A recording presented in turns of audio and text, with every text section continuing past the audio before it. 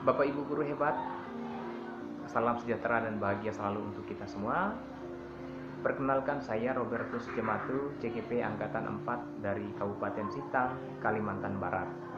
Pada kesempatan kali ini saya ingin berbagi cerita, berbagi pengalaman selama saya mengikuti program pendidikan guru penggerak Angkatan 4. Sampai dengan saat ini saya telah mengikuti proses ini sampai dengan loka karya yang ke-7. Ada berbagai pengalaman, berbagai cerita yang saya alami, dan semua yang saya alami memberikan dampak yang luar biasa, dampak yang besar bagi saya sebagai seorang pendidik.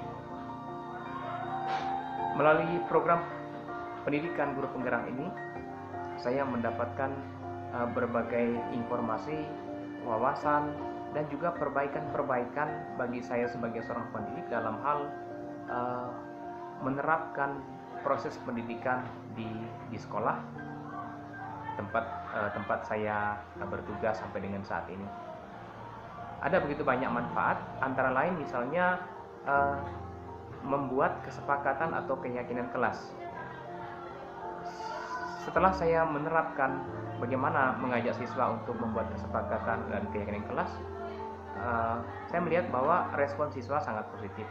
Mereka sangat antusias dalam memberikan ide dan gagasannya, dan yang paling penting adalah adanya perubahan-perubahan yang terjadi setelah keyakinan dan kesepakatan kelas itu dilaksanakan.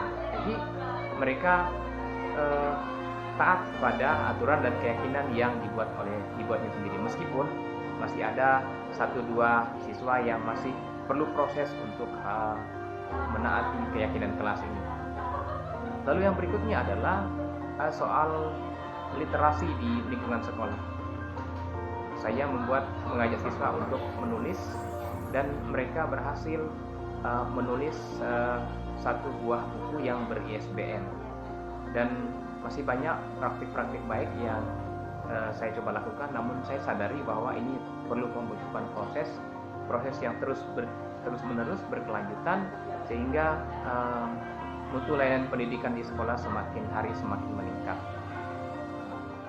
Dan hal penting lainnya adalah bahwa melalui proses pendidikan guru penggerak ini, saya mendapatkan informasi baik yang saya terima dari LMS maupun dari instruktur, fasilitator, dan juga pendampingan dari PP. Jadi sungguh sangat bermanfaat proses ini.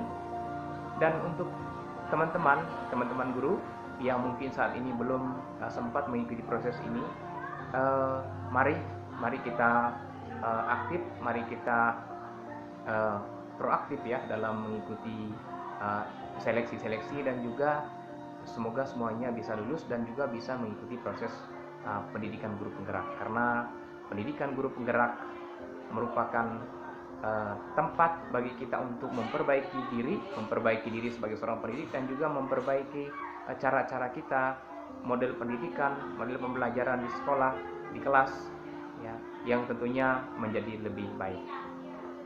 Berikut ini saya akan tampilkan beberapa video-video, beberapa cuplikan yang menjadi hasil dari belajar guru dan siswa di sekolah. Ya, jadi dampak kesepakatan kelas itu buat murid-murid itu sangat penting, karena dengan adanya kesepakatan bersama, murid-murid itu akan diingatkan kembali dengan kesepakatan yang sudah kita buat. Misalnya kalau mereka tidak mengerjakan PR, mereka akan ditambahkan PR-nya. Setidaknya anak-anak itu akan ingat, oh ya, dengan saya tidak mengerjakan PR itu berarti saya harus banyak mengerjakan PR. Jadi setidaknya mereka akan takut tidak mengerjakan PR.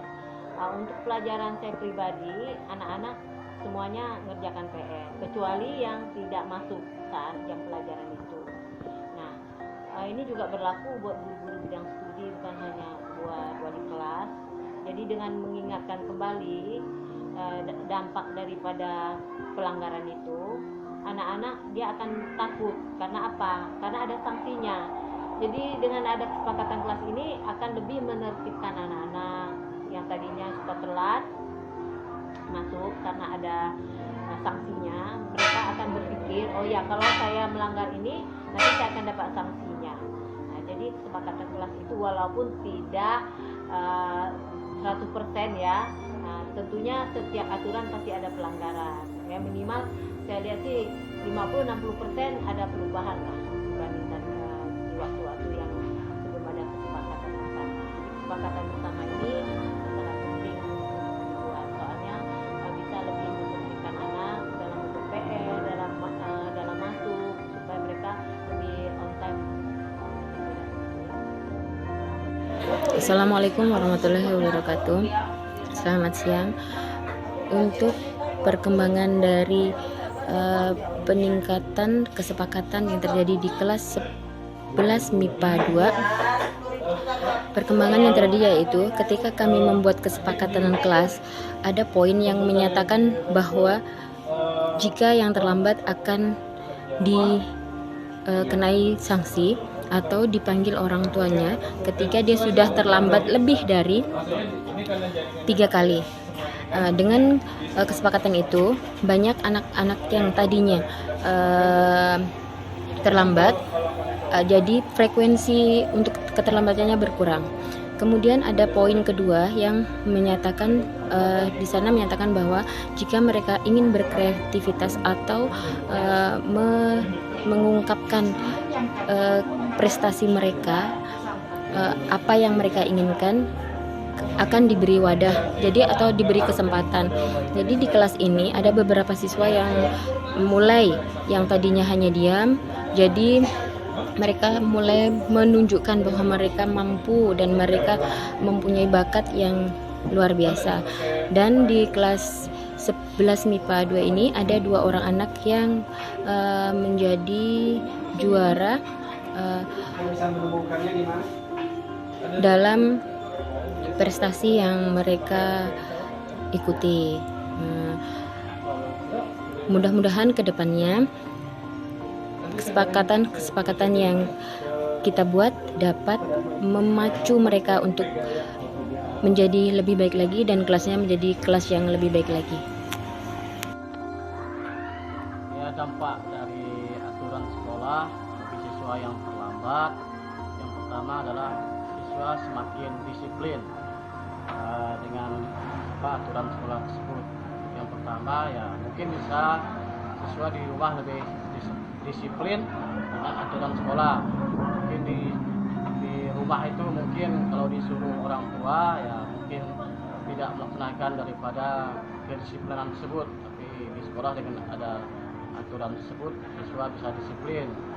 Contohnya membuang sampah, terus bersihkan lingkungan sekolah, menyapu baik itu lingkungan sekolah maupun daripada lingkungan sekolah yang lain, yaitu WC dan sebagainya, sehingga itu suatu yang memberikan positif bagi siswa yang bersangkutan daripada aturan sekolah yang sudah ditetapkan oleh sekolah. Ya, saya kira itu yang sangat bermanfaat bagi siswa khususnya di SMA 1 Negeri Sungai Teblian. Halo teman-teman semua, di sini saya akan berbagi sedikit pengalaman saya dalam menulis cerita di buku Goresan Hijau. Jadi sebelum saya mulai menulis, yang saya pikirkan waktu itu menulis itu adalah hal yang sulit, hal yang kayak ngapain sih dilakukan, capek tahu nulis di buku itu kan udah terjadi, kayak ngapain kan gitu. Tapi saya sadar bahwa dari tulisan kita itu mungkin kita bisa menginspirasi banyak orang yang membaca buku kita, yang mungkin tidak bisa kita bercerita langsung atau tidak bisa kita jangkau semuanya, tapi melalui tulisan kita dapat berbagi pengalaman, berbagi segala hal yang terjadi dalam hidup kita, agar dapat menjadi tentunya motivasi bagi teman-teman yang lain yang membaca tulisan kita. Terima kasih. Baik teman-teman semuanya, ada di sini saya akan membagikan bahwa dampak positif dari menulis, terutama yang saya alami, yaitu bahwa kita sering kali mengira bahwa menulis itu memerlukan waktu yang cukup panjang. Ternyata menulis itu bisa menggunakan waktu yang sangat santai, bisa sambil duduk, bisa sambil main HP, kita bisa belajar menulis, dan dari menulis ini kita bisa memberikan pengalaman atau berbagi cerita dengan kawan-kawan semuanya melalui buku Goresan Tinta Hijau ini. Baik, terima kasih.